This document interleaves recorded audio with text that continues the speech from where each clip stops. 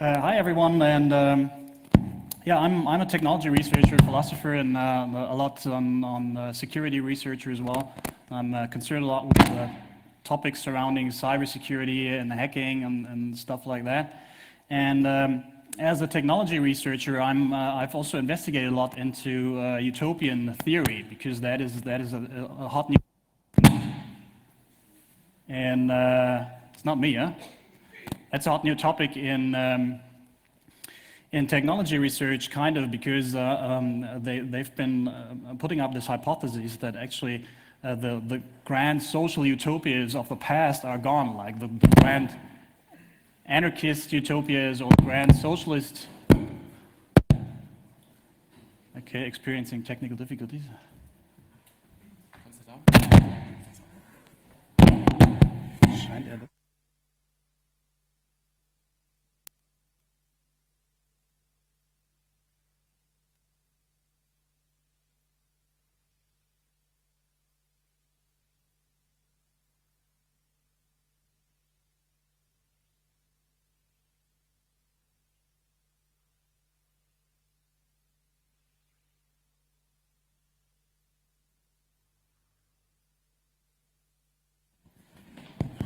Yeah? Okay, now.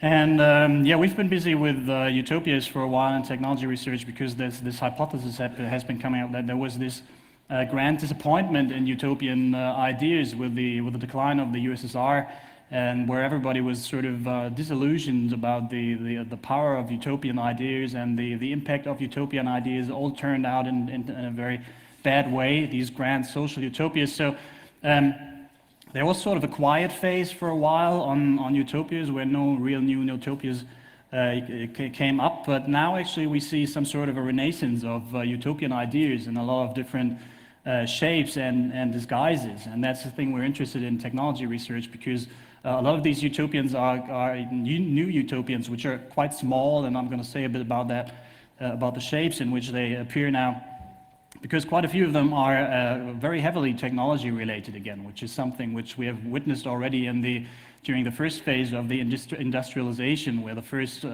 heavily technology-laden utopias came up.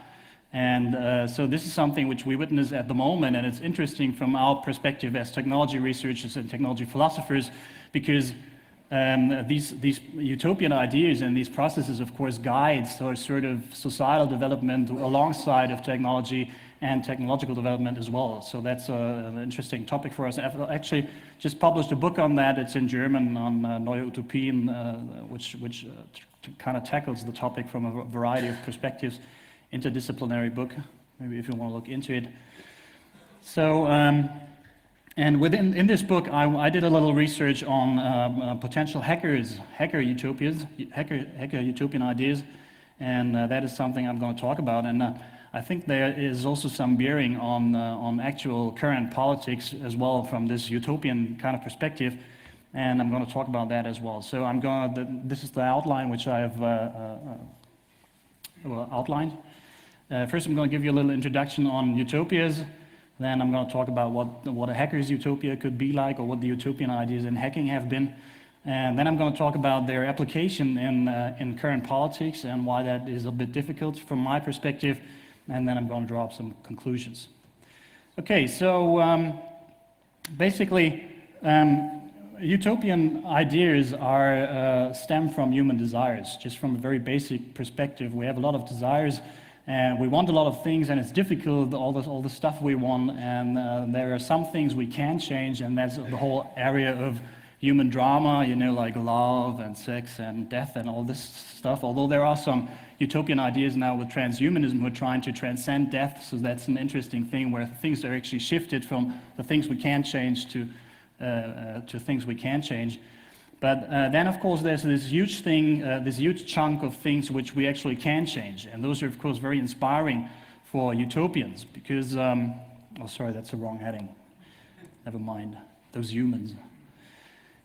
Because a lot of the things we want actually are quite dependent on the social organization we have, or on some sort of technological advances. Like if you consider the grand utopian ideas we had in the past, like in the grand socialist utopian ideas as well, they were sort of reconsidering the social organization and how things could change if we would just organize distribution patterns a little differently, apply different principles of justice, not the principle we have now, the principle of Leistung. What's that in English? Sorry, it's a bit late for me. Of performance, yeah, and more the principle of egalitarian distribution.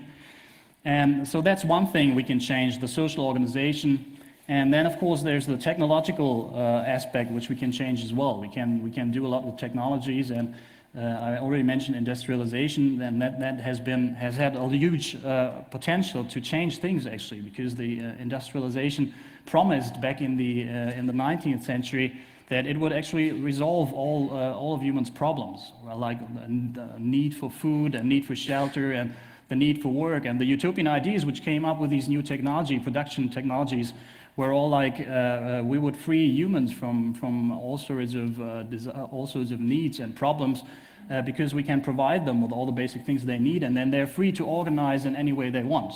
So there's a clear impact of technology here. And of course, these two things, social organization and technological advances, interact very intensely. So, and with this experience of change, which was actually made during the phases of industrialization or in other phases, and the first systematic experience of that was actually with the advent of modern science, and that's the time where we see the first advent of systematic utopian ideas as well, like Francis Bacon's new utopian idea, the New Atlantis, and a couple of other more systematic utopian thinkers who were trying to explore actually these connections between society and technology, and what could happen if we would change social society a bit like this and technology a bit like this, and probably we could all live together in peace and prosper and stuff like that. So that was an experience which was made during that time and which was intensified during industrialization.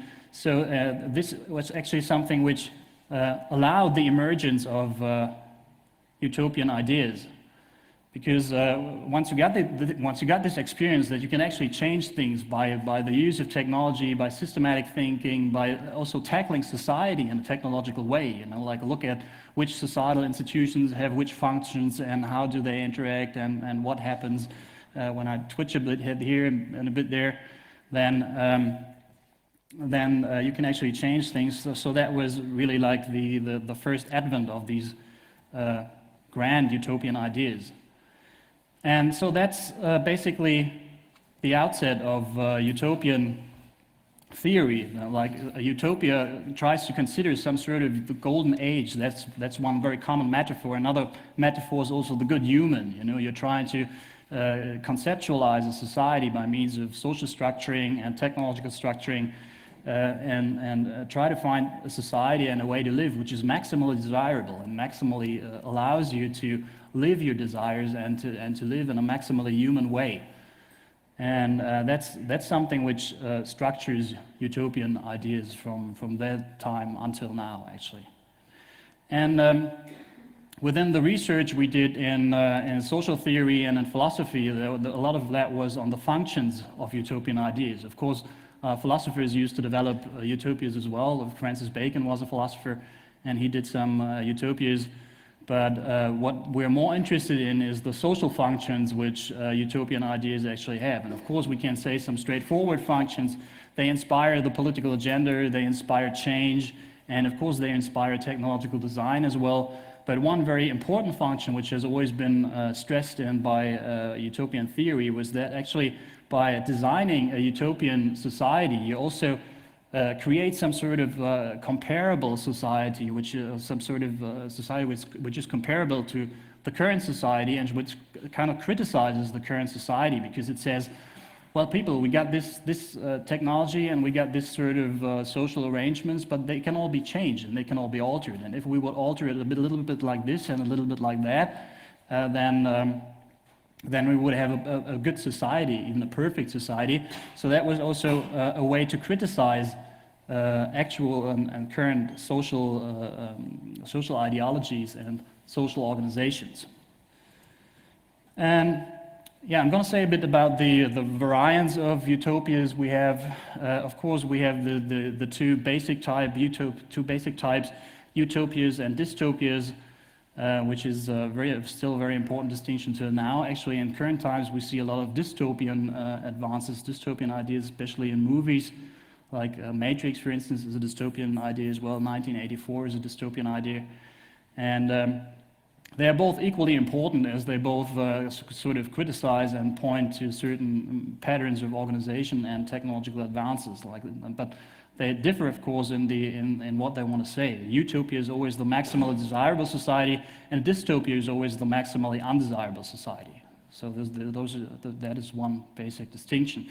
Another distinction which is very important in utopian theory is that between utopias and ideology. There's always been a debate on whether there actually is a difference between those two and what the difference could be, if ideology is always also utopian or utopias are always some sort of ideology. But generally the distinction which is sort of accepted by now is that the utopian idea is always the inconceivable, whereas the ideology is something which is conceivable. Ideology proposes a state of society which can actually be reached by current steps and concrete paths which we can consider now, whereas the utopian society, utopian ideas were so far out, or considered so far out and unfeasible, that they're actually not reachable. And that's also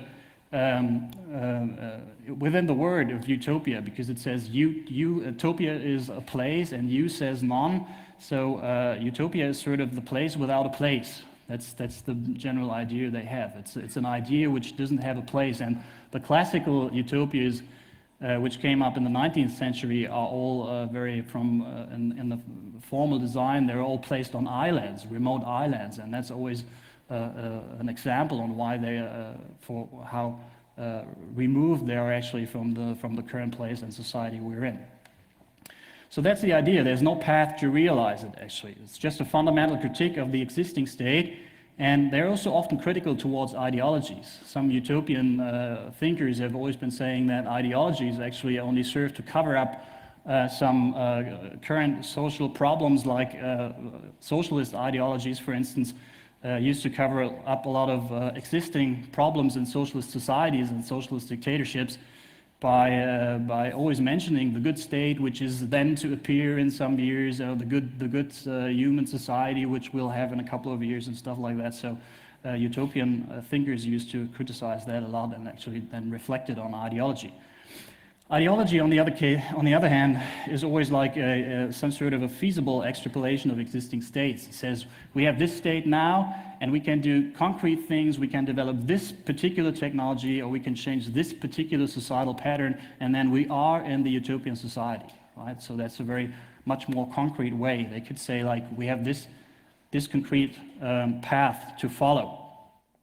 So it's only a partial critique of the existing state. It says only particular things have to be changed. And ideologies are also always striving for an actual change, and they always follow a political agenda. Sometimes, of course, they serve as a justification for some sort of bargains, as in socialist ideology, but sometimes they also follow their own genuine utopian agenda. So another basic distinction which you can make between utopias are whether they're more technology-oriented or more socially oriented. Like when you have this technology orientation, then technology is like the big thing, and then the social order will somewhat follow up. And of course, both are very intimately connected, and you can't think the one without the other, but you can put a different perspective to things. So with technology orientation, then there's always some sort of utopian technology at the core. And a lot of these utopian ideas which developed during industrialization were heavily technology oriented. They said we have this and that technology, and then the society will automatically be good and in a perfect state and a utopian society if we have this technology. So society is considered as either stable and not altered, or just slightly altered in those utopian ideas, or it's just completely out of focus. Of course, these technology-oriented utopian ideas are often technology deterministic as well. And that's a thing why a lot of engineers have actually been proposing these technology oriented utopian ideas. And that is precisely the attitude I mentioned, that that you think you devise up some sort of technology, and then once you got the technology, society will automatically change by using this, or by having to use this technology into the good society.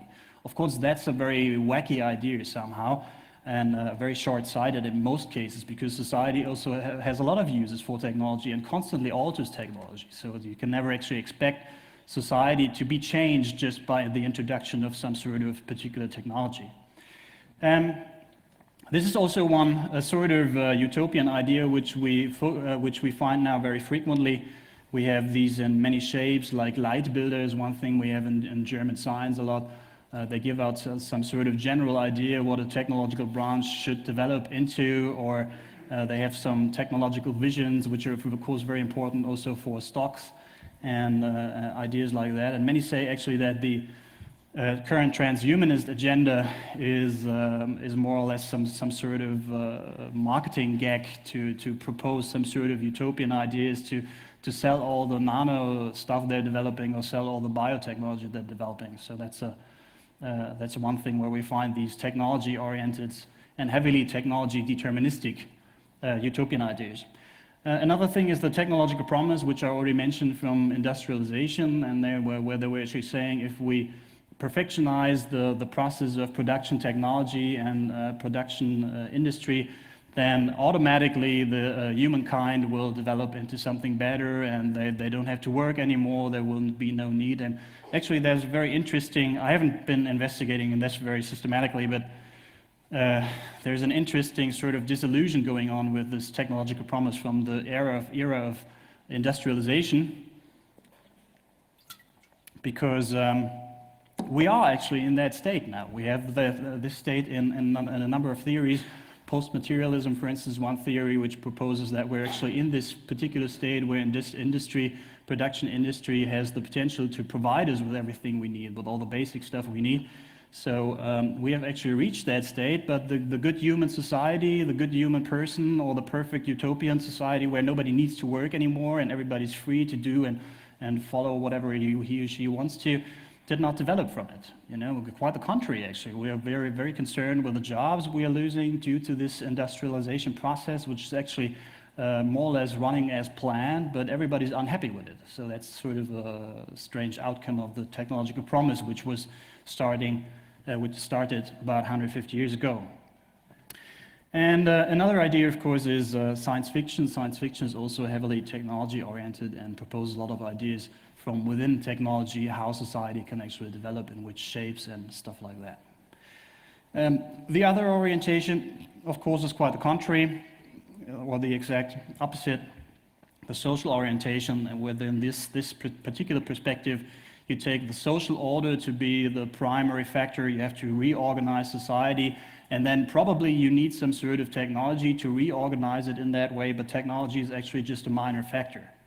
So here in this orientation, the utopian social order is actually at the core, and technology has the role which the social order had previously, that it's either stable or just slightly altered or out of focus somehow. And technology, the interesting point about this sort of orientation within utopian thinking is that technology here is not meant to be deterministic or determining the patterns of social development, but rather to be highly malleable.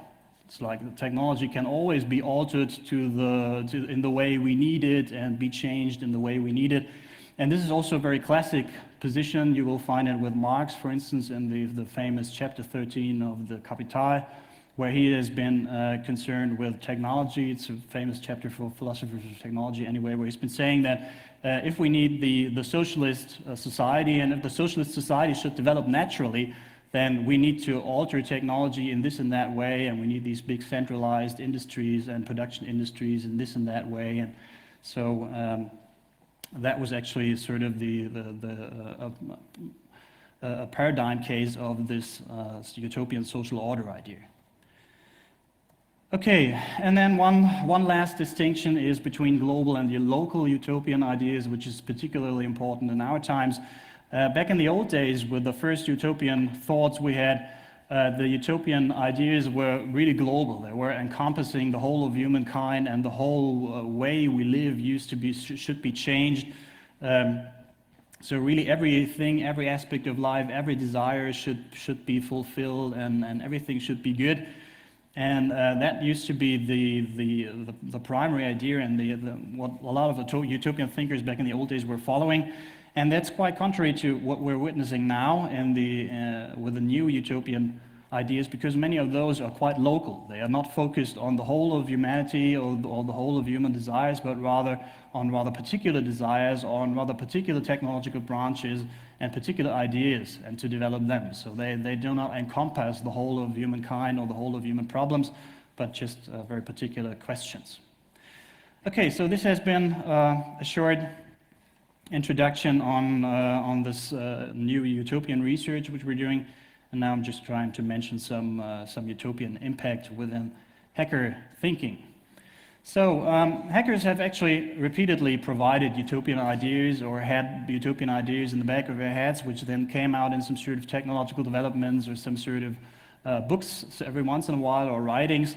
Of course, these utopian ideas have been intimately tied to information and communication technologies very closely, so they are traditionally technology-oriented in a way. And the interesting thing about the hackers' utopian ideas is now that they've actually been changing over the last years due to the rise of information technology. Information technology back in the 50s, 60s used to be a very particular technology just for very particular use. And but it now grew into a huge societal phenomenon. So actually the first utopian ideas, which were back in the heads of a few hackers, had a chance to develop into some huge actual societal change and societal ideas, because whatever you were thinking you could do with information technologies, which was probably completely meaningless in the 50s because nobody had a computer, is now an idea which you can extend on a large scale and actually imply onto society. So that's an interesting thing to look at from a researcher's perspective, because you can see just how the utopian ideas have been growing alongside the growth of information technology.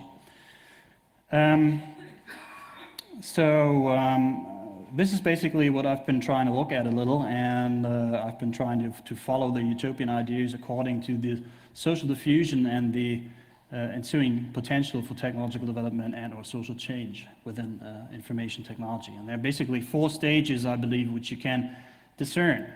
Stage 1 is the stage of some sort of proto-form of a utopian idea, which is not really yet utopian, and it's very local, it's very technology-oriented. You can place it back in the 50s, 60s, and you can pinpoint it actually down to the story of the Tech Model Railroad Club at the MIT, and the emergence of the hacker ethic, which was outlined by Stephen Levy. It wasn't that much of an explicit process anyway.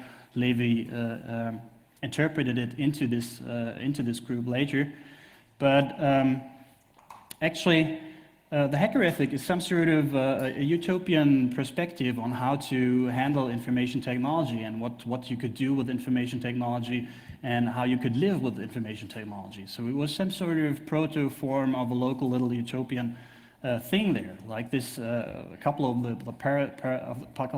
the ideas we have, the paragraphs we have a utopian sounding to them. Like information should be free, or the current version information must be free. Computers can change the world for the better, or distrust authority. These were all things which emerged very closely to the working conditions actually back in the 50s, 60s, and in this particular group of the Tech Model Railroad Club. I don't know if you've read the story from Levy, but they were actually very intimately tied to the working conditions which the group was confronted with. Like they didn't have access to any sort of information they needed to develop computers, so that was the first point where they said, well, information should be free, I should have access to all sort of scientific information about computers.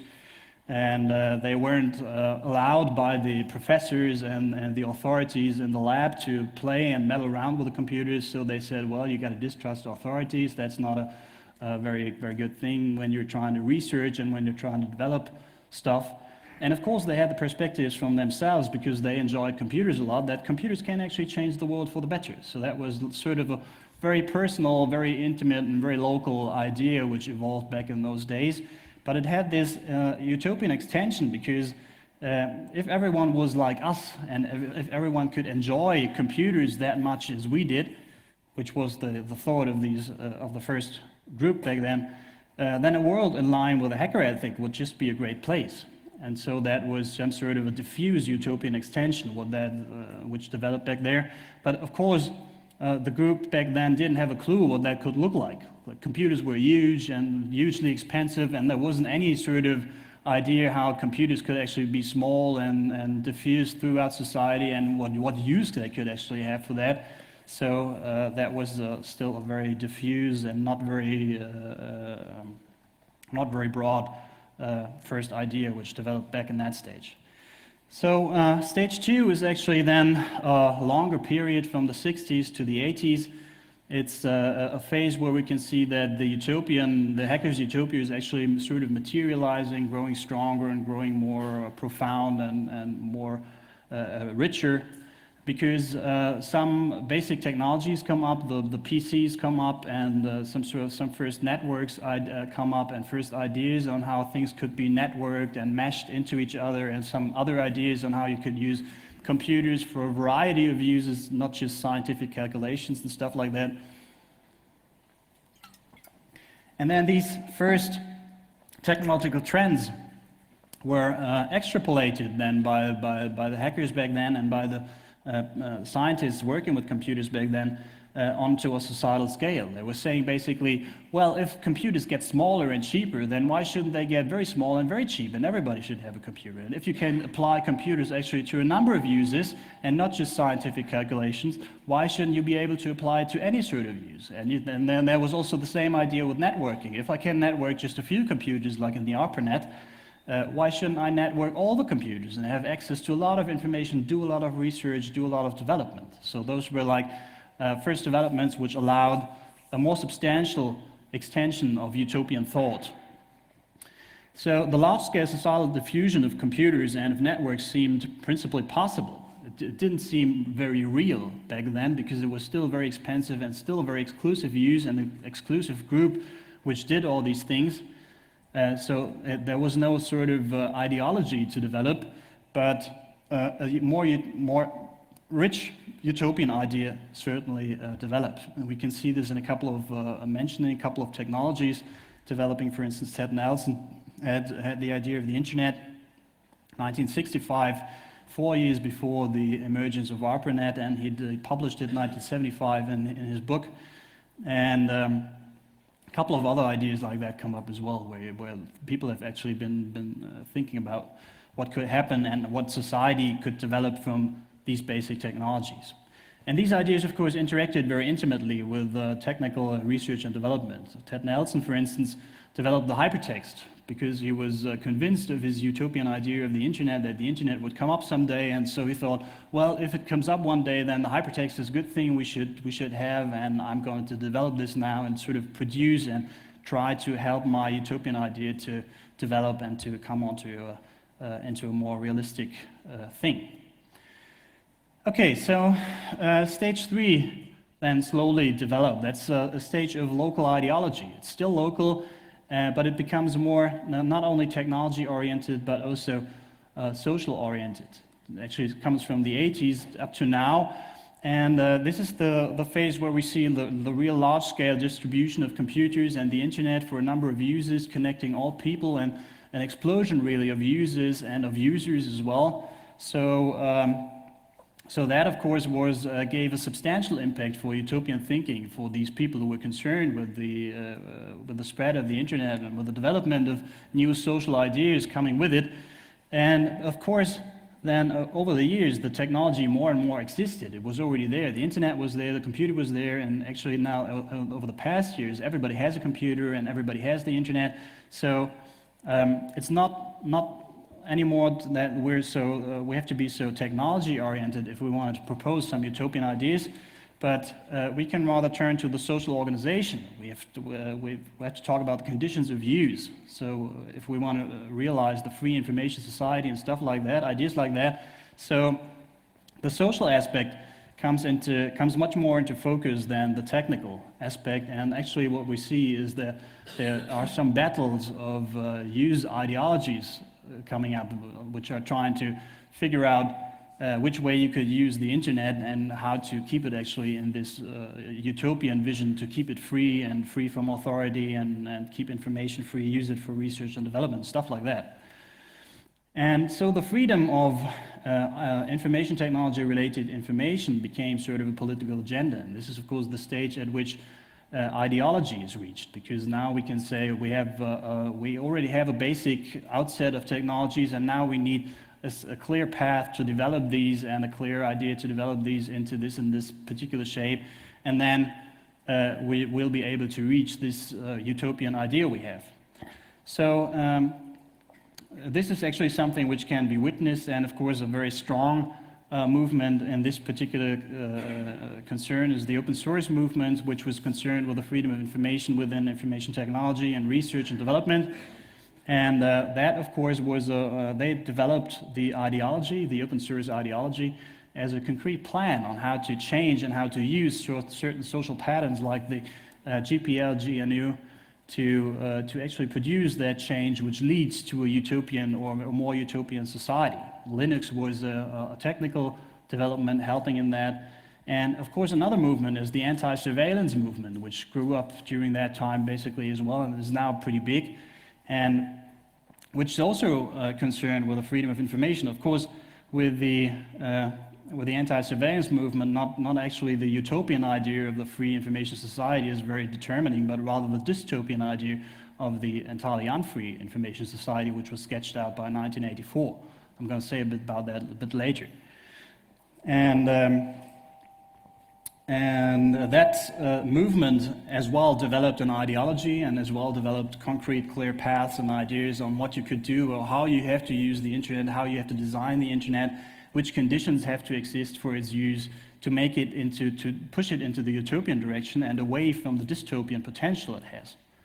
And the anti-surveillance movement then used a couple of lawsuits as well and developed anonymizers as well, pretty good privacy and stuff like that, which were basically social and technological moves to push this agenda in an ideological way towards the utopian idea.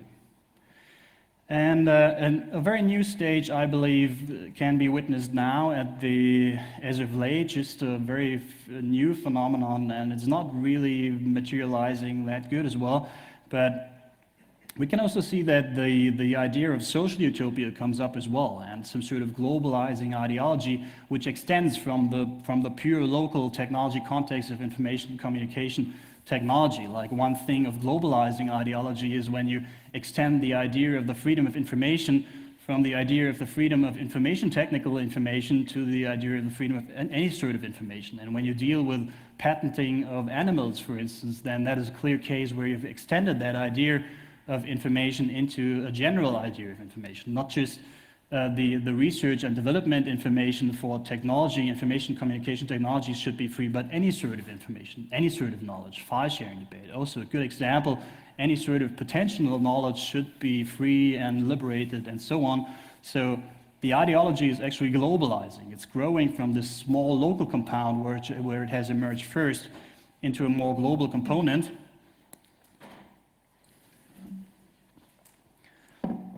And we also see some first social utopian ideas, like Econox, for example, and some other utopian thinkers are trying to use this sort of utopian extrapolation. Well, information and communication technology is everywhere in society now, and probably if I change that, then society can be changed. Okay. Society can be changed in a very substantial way, and probably if I can think about how to rearrange the social order now in order to come to this utopian thing which I have in the back of my mind. So we can see now some first advances where the hacker community proposes new utopian ideas, some sort of free information society with more democracy, freedom from capitalism, censorship, dictators, and other menaces. These are all ideas which are coming up now in a very substantial way, and a couple of initiatives, variants, and so on. And you're done now? Okay. It's not good to give the last talk on the day, trying to play around. Okay, and yeah, and in many of these utopian visions, the technology stays fixed because there's not very much to change anymore. Everybody has the internet, everybody has computers, and the changes which we're striving for are social now. They concern the conditions of use and the social order and within which the technology is embedded. So they are sort of developing social utopias. Okay, and how's my timing? I think I'm pretty quick. What time is it? 15 minutes. Okay, oh, that's okay. Okay, now the last part of my talk, I think that this development of utopian ideas and this parallel development of social order, new ideas on social order and new ideas on technologies is an important thing to consider now at the current times, because I believe, and I very firmly believe, that the information society actually is a very dangerous place. And 1984 is a very substantial dystopian idea, because what it did in 1984 was just to combine two aspects. It was only two aspects in 1984. The one is totalitarianism, which is a phenomenon which reappears in, it's a bit distracting, which, it's a bit blinking lights here, huh? Totalitarianism is actually is a very common phenomenon. We have a lot of writing about that, a lot of drama about that. But the thing which distinguished 1984 from other dystopian dramas or from other dramas dealing with totalitarianism was the use of and the embedding of information technology. You know, information technology was everywhere, and okay, and. So that gave the particular impact for this novel, 1984, and for the particular dystopian vision. And I think that that is the immense danger, because if we're now in this stage where everybody has information and communication technology around him or her, then this aspect of 1984 with the information technology, which is able to surveil everyone and in every particular moment of his life, that's a part of this novel which got true already. You know, only the totalitarianism part is missing, but the problem with the totalitarianism part is that we do not have a solid recipe to prevent totalitarianism in the future. So if we have this sort of information technology which was devised in 1984, and a totalitarian dictatorship will come up at some point, and it will eventually happen, because we cannot prevent this. That's something that happens every once in a while in society, and we do not have a recipe. So it's likely that's going to happen again, despite Americans tend not to believe in that, but it might appear. And then we're actually immediately in this dystopian situation of 1984, because any new dictator which will come up will be ultimately capable to surveil us, each and every one of us, in each and every aspect of our life. So that's a very dangerous thing. And political activism with a clear agenda addressing this dystopian part is a very important thing to have at the moment, because this current design of information technology needs to be revised and needs to be covered very closely, so we do not get into this whole surveillance problem. And so while we're now entering in this, in the middle of this stage 3 thing, where we're developing ideologies and even entering stage 4, where we're about to develop social utopias and some globalizing ideologies concerning the freedom of any sort of information, then the development of ideologies and of new social utopias need a lot of care, because there's a lot of responsibility attached to this. And in this particular stage, I believe we have to ask ourselves what could be a genuine and good agenda to follow from within the hacker utopian ideas and from within the hacker ethic. I think there is a genuine agenda when you consider the free information society, like any sort of, to keep any sort of free information free.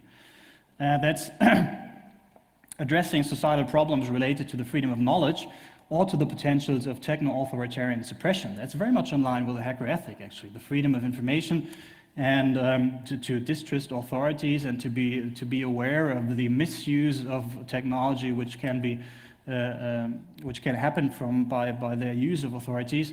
And this can be extended to cases where it's not even information communication technology related. And we have a couple of good examples. Of course, already mentioned the anti-surveillance movement, the open source movement. The anti-censorship debate is very meaningful, very important as well. The Read Write Society idea by Lessig is also an important issue to debate, and the digital divide problem, of course, concerns is much about this as well. It's about the freedom of information and the maintenance of democracy in third world countries. And the discussion on patents is meaningful as well in this particular case, because you can apply that to the freedom of information as well. So that's a very genuine agenda to follow here and to be active in a utopian way about. But another thing which I believe is a bit more problematic, and that's my personal taste. I mean, a lot of people will disagree with that, but from my personal point of view, is that sort of idea of a free informatized society. You know, that all of a sudden hackers should be concerned with any sort of societal problems as soon as information communication technology are somewhat have something to do with that, you know, because that's, well, then you don't really know why, actually. You know, of course, information communication technology gets into a couple of different areas now and a couple of different political debates and political concerns now. But the question is, why should hackers, actually, considering the hacker ethic as the core agenda, be responsible for that? So I think that a lot of responsibility is rather superficial. And that not all ICT-based societal problems can actually be answered from within the hacker ethics, because it doesn't provide answers to a lot of questions which now come up with the huge diffusion of information communication culture. And the outcome here is some renewed socialist revolutionism, which is not bad from my personal perspective, because I come from that culture as well. It's anti-state and anti-capitalism, but it also opens up new questions and opens up new topics which are not entirely clear topics considered from within the hacker ethic and the hacker agenda, the original core agenda. The consequences are that it must not be bad in itself, but it blurs the agenda. So some debates have some sort of unclear connections to the core agenda, and some other debates actually turn out to be more or less left-wing or right-wing info politics and become more and more part of ordinary left or right-wing politics and do not provide a clear, genuine hacker agenda anymore. A case in point, I believe, from my personal point of view, is the politicization of illegal downloads, which has a lot of difficult things to it. You know, there are some very legitimate parts, is that the reform of property rights, which is, of course, a core concern of the hacker agenda. And there's also the debate on whether mainstream music and film should be considered to be knowledge. But some other problems are absolutely open and not answered at all. Like many arguments which are brought up in this discussion lack scientific rigor and any sort of proof. Everybody just hypothesizes about the artists or whatever the industry and how it works, but nobody really knows what's going on and if anybody's really heard of stuff like that. Then it's not entirely clear if there really is a case of knowledge with Saw 6 or with Christina Aguilera. I find that debatable, and unless that debate is not finished, I don't think that this is a clear point for their agenda. A third point also is that this is also clearly a free beer issue and not a free speech issue. If you remember the Stallman saying that the freedom of information thing is about free as in free speech and not as in free beer, but the whole politicization of illegal downloads is only about free beer and not about free speech. So that's sort of off the agenda from my point of view. And it also offers some inconsistencies with a couple of anti-surveillance arguments which are very heavily needed in the anti-surveillance movement. One thing, for instance, is that the file sharing community proposes some sort of technological determinism. Now the technology is here and we have to use it. This is the new thing developing and we have to go by it, and this is a storm and we can't do anything against it.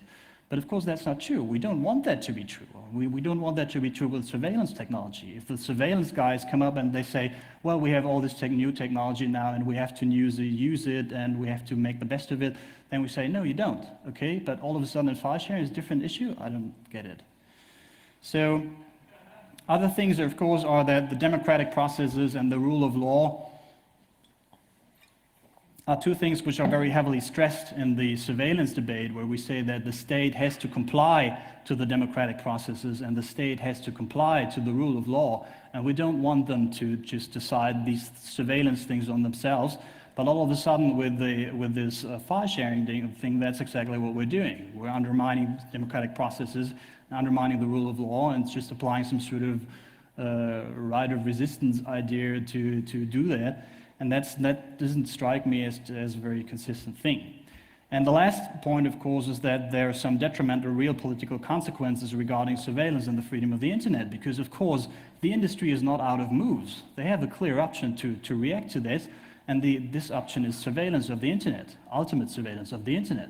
So that's a clear outcome of this whole debate on file sharing, and that's pretty contrary to anything we want from the internet. We want that to be free, and so probably we should just do away with this file sharing politicization because it promotes the surveillance of the internet. Okay, but that's just my personal point of view, and I know a lot of you will disagree with this. And now just some few conclusions. So hacker utopian ideas have actually been fragmentary, have been purely local and technology oriented. Some political struggles which we're now facing, they ensue genuinely, and they met public interests and thus are useful, reasonable, and representative, like the open source movement and the anti-surveillance movement.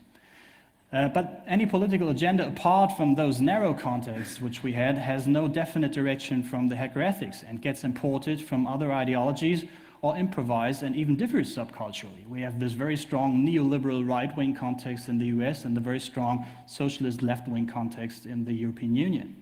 So that's not very balanced.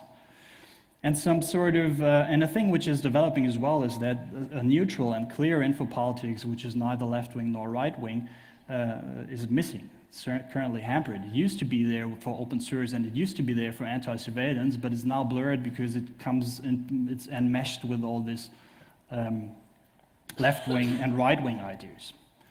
So I think that the agenda needs to be clarified. I think there's some systematic thinking needs to be applied to that. The open questions need to be tackled.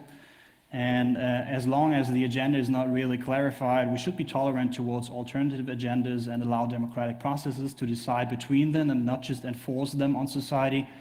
And I don't think that we should actually tie everything in this very experimental stage with the new ideologies and new social utopian ideas into some sort of rigid, united, we stand agenda. So that's just some sort of kind of criticism I want to give into this current political movement we're having.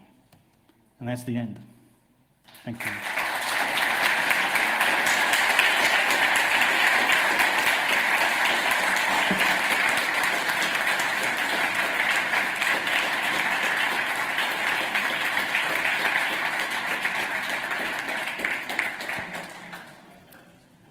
Any questions? That's okay. We still have time for questions. There's a microphone back there at the video desk. So if you have a question, please line up there, and so we don't have to repeat it. Boo. Okay. So yeah, I would like to give a comment and then ask for your thought on that. So I think that it's good. Sorry. I think it's good to see the dynamic of the appropriation, of the absorbing the progressive ideas. So in, I don't know, in the history of art, like the museums were very smart to actually appropriate the critiques of the idea of museums, and very soon in the 20th century, the art just, if you were radical critique, you had better chances actually to get into the museums. And then also the corporations and the capitalism appropriated the ideas of the counterculture in the 60s, and probably the best symbol of that is Che Guevara on the t-shirt, which just became the very profitable good. And how I see the ideas and the utopian ideas of hackers, also got appropriated recently quite heavily. So for a very long time, the ideas of Richard Stallman that in the digital network it's very hard to keep the private property was recently got appropriated by Google mainly, so that they can actually really push the agenda, which was hackers' agenda. And if you see the latest document memo from Google, it's called "The Meaning of Open." It just recently, like 10 days ago, was there, and it's almost like document which any hacker will sign, except the explanation of why they don't open the major technologies like search and advertisement. And also when it comes to the privacy, I think that Facebook is really appropriating the way how to articulate that. So they actually try to become the guardians of the privacy. And then and if you go and see what they try, how they try to solve the problem of that, they actually introduce the idea of some kind of Facebook government, and you have like document again Facebook values, which some kind of constitution or something. It's very much in almost the articulation which any hacker would actually do, and of course that any hacker feels like, oh fuck, what the fuck is going on here, because Facebook and Google in that sense are not really the guys to do that. And there is also another appropriation which I see as very important, is by the Swedish whatever movement of piracy, which was really dealing with the hackers issues again through the avant-garde art. So there is a lot of ludism, there is a lot of playing the outlaw role. And I think that they did a really good job in that. So it's very hard to appropriate piracy which they introduce. So in that sense, I'm really trying to ask you, how do you see that mixture which is here? And again, also just Obama administration with their ICT policy, and Tim O'Reilly and the others, like Eric Schmidt is now actually giving the vision of the great future of the society. So that's what's happening these days, and I think it's very exciting and very tricky in many ways. Yeah.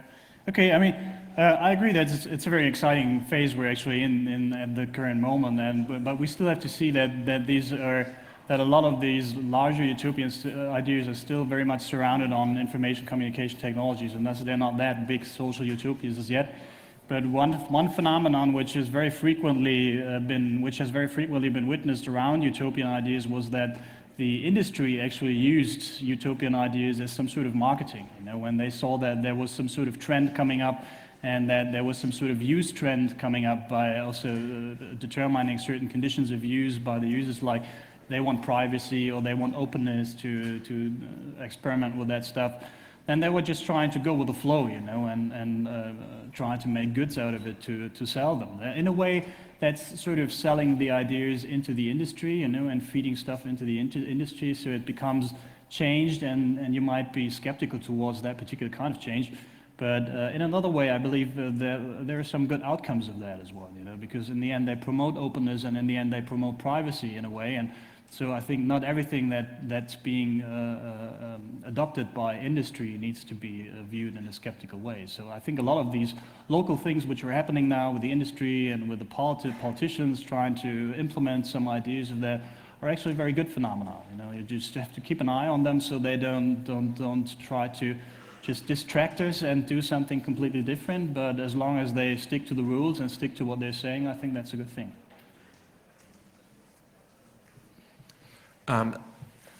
My first question is for the audience, and by a show of hands, how many people here know a guy who maybe uses file sharing or thinks pirating is a good thing for society? Sorry.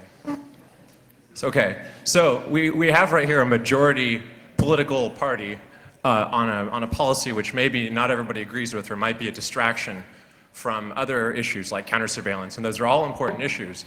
But if we don't join a pirate party or something like that that represents what we all believe is right, then, you know, either we hang together or we hang separately. What do you propose to do other than work together? Well, I don't think it's not really my kind of agenda, you know, the Pirate Party, because I think that it has a lot of inconsistencies in their debates, you know, and these inconsistencies need to be removed first. And one inconsistency, for instance, is how else do we pay artists, and how else do we, which, I mean, there are very interesting, good concepts and good ideas out there, like the cultural flat rate and stuff like that, but none of them seems to be very realistic, precisely because the scientific rigor and scientific studies are still missing. You don't know if you can actually implement these things. It's just some first ideas. And unless until you do know that you can implement these things and that you can change it, then you shouldn't be promoting some political agenda which is completely off the core agenda and which produces some counterintuitive results. So that's just, I'm not against it, you know. I mean, I'm an author and I publish books, and the books get sold for, like the Utopian book gets sold for 35 years, and I get like €1 from this book, you know. I did 90% of the work.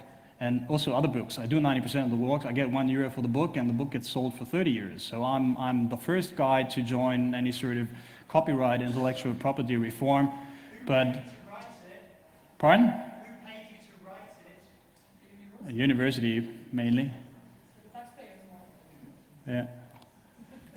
But still, I mean, some of the books are considered to be written in my private time and in my off time from the university, so it's not completely paid by the university. So anyway, I'm not against the whole thing, you know. The thing is, I'm quite in favor of a cultural flat rate and in favor of a reform of intellectual property rights, but I just don't see the relation to illegal downloads of Source 6 and Christina Aguilera.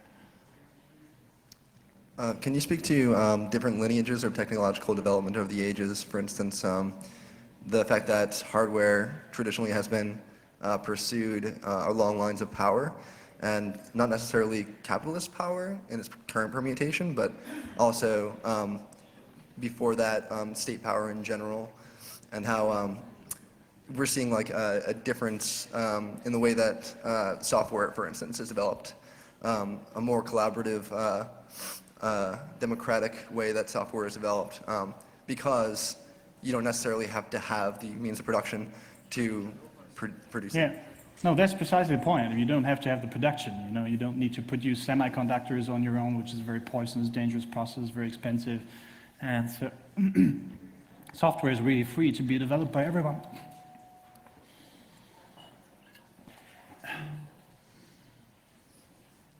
And also the way that like weaponry, Sorry. the lineage of technological development has traditionally followed lines of weaponry, because that was what changed the balance of power, and how.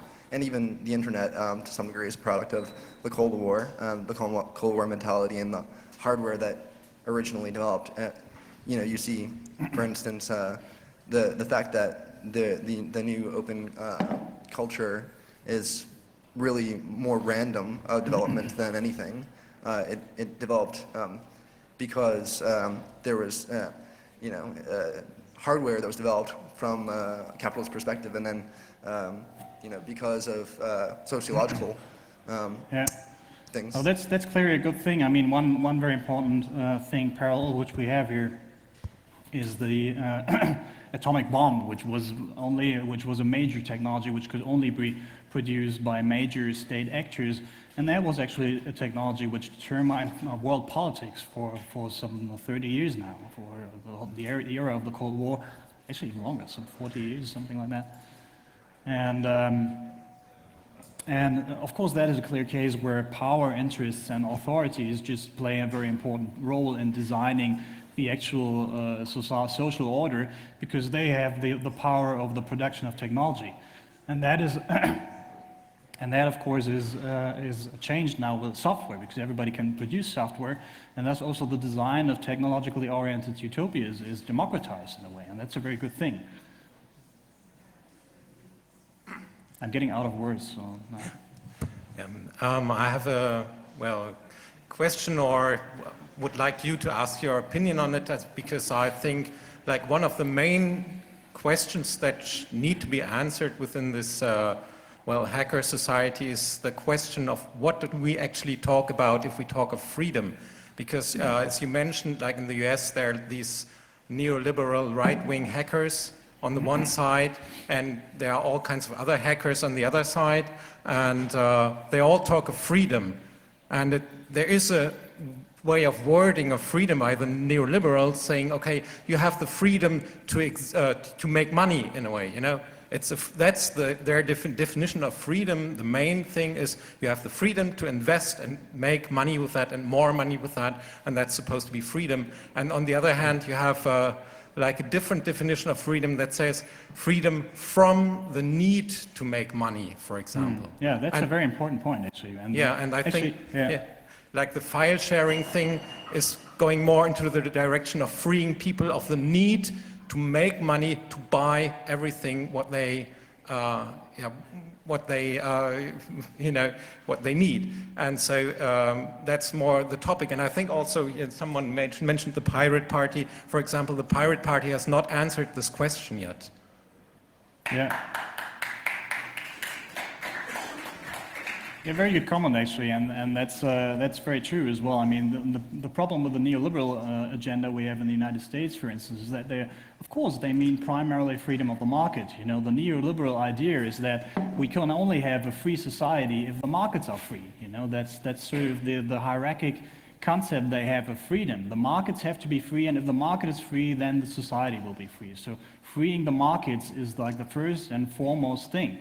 And so one of the points on the agenda of many US hackers is then, or the old school US hackers like Barlow, is to keep the markets free and to keep the markets functioning. And so surveillance within functioning, to catch phishing or to catch credit card fraud is very important for them because it keeps the industry functioning, and they're completely okay with that. You know, they're completely okay to control the internet if it is only about credit card and if it is only controlled by private firms and not by the state, you know. And that's an idea which is completely different to what we have here. If we talk about the freedom of information and the freedom of knowledge, of course we want it to be entirely free, democratic, and probably even anti-capitalism and not determined by the industry and by the needs of an industry. So that's a clear case of a conflict where these two ideologies actually come into conflict. And I think we will see a lot of these conflicts emerging in the future as well. So. That's a very important question. I don't have a definite answer yet, though. Yes. Well, I wanted to say I don't believe in capitalism as it's something that's so really clearly defined, and I would propose maybe some kind of solution for the problem of whether it's socialism or capitalism or anything. I think the main factor is monopolization of control and the use of force or violence.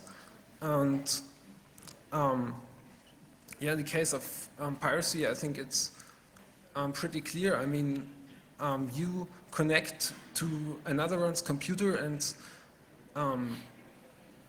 load some files from there, and you have nothing to do with people who want to sue you or anything. And if they sue you, you will get a letter and you will get a nice visit or something, and they'll steal your computer or anything. I mean,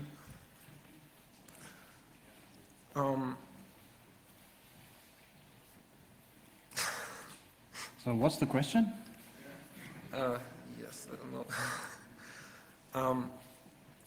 I mean, you can... Oh, fuck. Okay, anyway, think about it, write me an email, I'll write you back. Okay, then no more questions? I need a beer. Thank you. Okay, thanks a lot, Sandro.